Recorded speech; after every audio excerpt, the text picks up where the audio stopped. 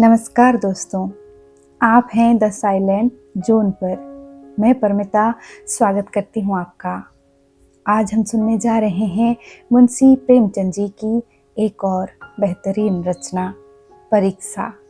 चलिए सुनते हैं। नादिर शाह की सेना ने दिल्ली में कत्लेआम कर रखा है।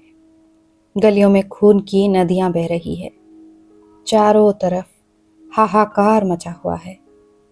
बाजार बंद है। दिल्ली के लोग घरों के द्वार बंद किए जान की खैर मना रहे हैं। किसी की जान सलामत नहीं है। कहीं घरों में आग लगी हुई है, कहीं बाजार लुट रहा है। कोई किसी की फरियाद नहीं सुनता। रईसों के बेगमें महलों से निकली जा रही हैं और उनकी बेहुरती की जाती है। ईरानी सिपाहियों की रक्त पिपासा किसी तरह नहीं बुझती। मानव हृदय की क्रूरता, कठोरता और पैशाचिकता अपना विकरालतम रूप धारण किए हुए हैं। इसी समय नादिर शाह ने बादशाही महल में प्रवेश किया। दिल्ली उन दिनों भोग विलास का केंद्र बनी हुई थी। सजावट और तकल्लुफ के सामानों से रईसों के भवन भरे रहते थे। स्त्रियों को बनाव सिंगार के सिवा कोई काम ना था। पुरुषों को सुख भोग के सिवा और कोई चिंता न थी। राजनीति का स्थान शेरो शायरी ने ले लिया था। समस्त प्रांतों से धन खींच खींच कर दिल्ली आता था और पानी की भांति बहाया जाता था। बेस्याओं की चांदी थी। कहीं तीतरों के जोड़ होते थे, कहीं बटेरों और बुलबुलों की पलियां ठनती थी। सारा नगर विलास निद्रा में मग्न था। नादिर शाह शाही महल में पहुंचा तो वहां का सामान देखकर उसकी आंखें खुल गई। उसका जन्म दरिद्र घर में हुआ था। उसका समस्त जीवन रणभूमि में ही कटा था। भोग विलास का उसे चस्का ना लगा था। कहाँ रणक्षेत्र के कष्ट और कहाँ ये सुख साम्राज्य। जिधर आंख उठती थी उधर से हटने का नाम ना लेती थी। संध्या हो गई थी। नादिर शाह अपने सरदारों के साथ महल की सैर करता, अपनी पसंद की चीजों को बटोरता हुआ दीवाने खास में आकर कारचोबी मसनद पर बैठ गया। सरदारों को वहां से चले जाने का हुक्म दे दिया। अपने सब हथियार रख दिए और महल के दरोगा को बुलाकर हुक्म दिया, मैं शाही बेगमों का नाच देखना चाहता हूं। तुम इसी वक्त उनको सुंदर वस्त्राभूषणों से सजाकर मेरे सामने लाओ। खबरदार, जरा भी देर ना हो। मैं कोई उज्र या इनकार नहीं सुन सकता। दरोगा ने ये नादिर शाही हुक्म सुना तो होश उड़ गए। वो महिलाएं जिन पर सूर्य की दृष्टि भी नहीं पड़ी, कैसे इस मजलिस में आएंगी? नाचने को तो कहना ही क्या। शाही बेगमों का इतना अपमान कभी नहीं हुआ था। हा, नर पिशाच, दिल्ली को खून से रंग कर भी तेरा चित्त शांत नहीं हुआ। मगर नादिर शाह के सम्मुख एक शब्द भी जवान से निकलना अग्नि के मुख में कूदना था। सिर झुकाकर आदाब बजा लाया और आकर रनीबास में सब बेगमों को नादिर शाही हुक्म सुना दिया। उसके साथ ही ये इत्तला भी दे दी कि जरा भी तामुल ना हो। नादिर शाह कोई उज्र या हिला ना सुनेगा। शाही खानदान पर इतनी बड़ी विपत्ति कभी नहीं पड़ी। पर इस समय विजयी बादशाह की आज्ञा को सिरोधार्य करने के सिवा प्राण रक्षा का अन्य कोई उपाय नहीं था। बेगमों ने ये आज्ञा सुनी तो हतबुद्धि सी हो गई। सारे रनिवास में मातम सा छा गया। वो चहल पहल गायब हो गई।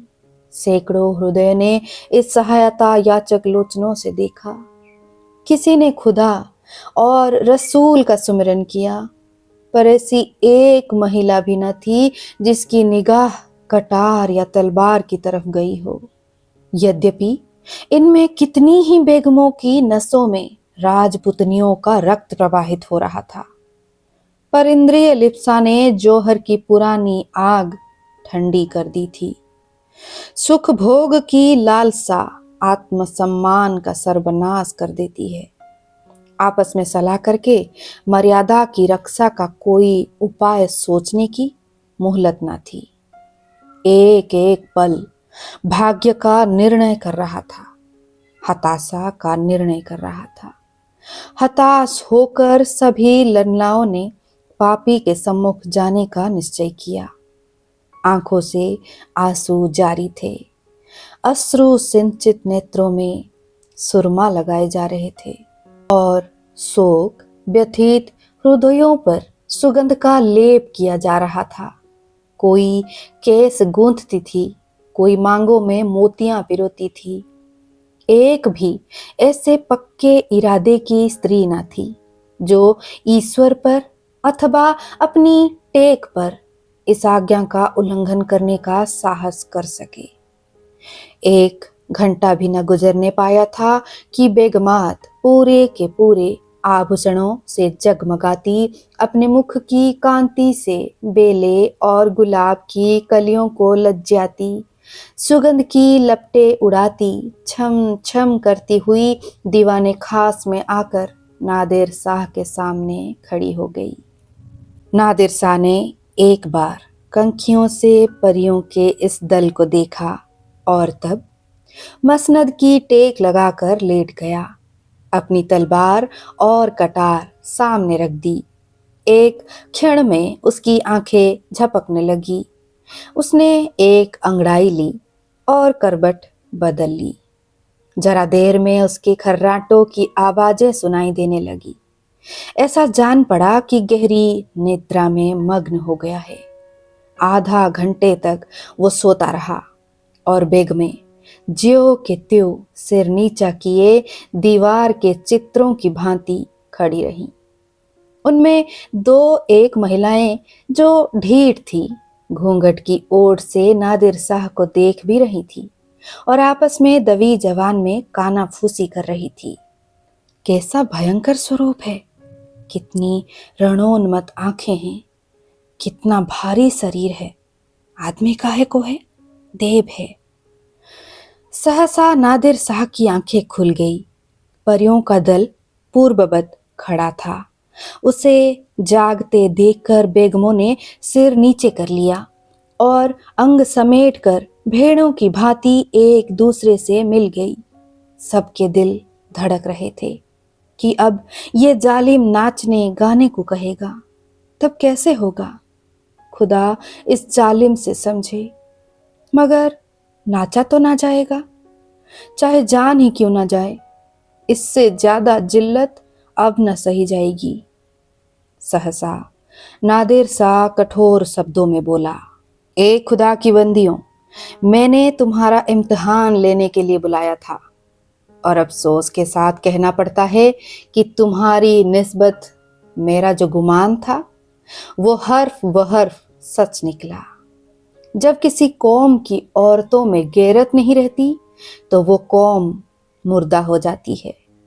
देखना चाहता था कि तुम लोगों में अभी कुछ गैरत बाकी है या नहीं, इसीलिए मैंने तुम्हें यहां बुलाया था। मैं तुम्हारी बेहुरमती नहीं करना चाहता था। मैं इतना ऐस का बंदा नहीं हूं, वरना आज भेड़ों के गले चराता होता। ना इतना हवस परस्त हूं, वरना आज फारस में सरोद और सितार की ताने सुनता होता, जिसका मजा मैं हिंदुस्तानी गाने से कहीं ज्यादा उठा सकता हूं। मुझे सिर्फ तुम्हारा इम्तिहान लेना था।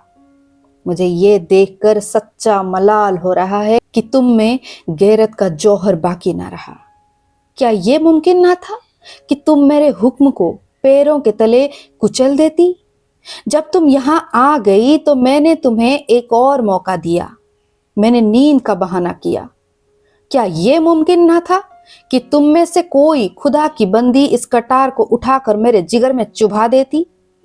मैं कला में पाक की कसम खाकर कहता हूं कि मैं तुम में से किसी को कटार पर हाथ रखते देखकर मुझे बेहद खुशी होती। मैं उन नाजुक हाथों के सामने गर्दन झुका देता। पर अफसोस है कि आज तैमूरी खानदान की एक बेटी भी यहां ऐसी नहीं निकली जो अपनी हुर्मत बिगड़ने पर हाथ उठाती। अब ये सल्तनत जिंदा नहीं रह सकती। इसकी हस्ती के दिन गिने हुए हैं।